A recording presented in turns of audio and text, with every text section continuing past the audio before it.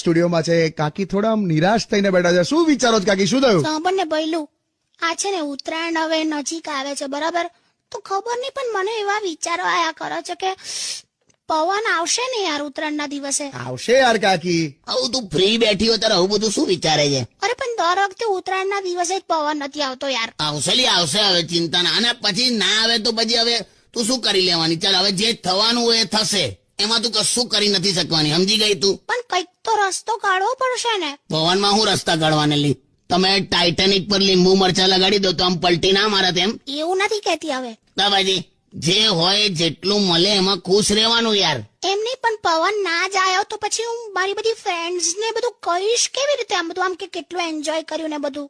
લા યાર જો યાર, હવે તું તારી ફ્રેન્ડ્સ ને શું કહી છે તો હવે હું શું કરું યાર તારું? ના કઈ નહીં, હું છે ને આમ એવું કહી દઈશ કે ઓકે અમારી અગાસીમાં તો બહુ જ પવન હતો. બે ઇન્ડિવિજ્યુઅલ અગાસી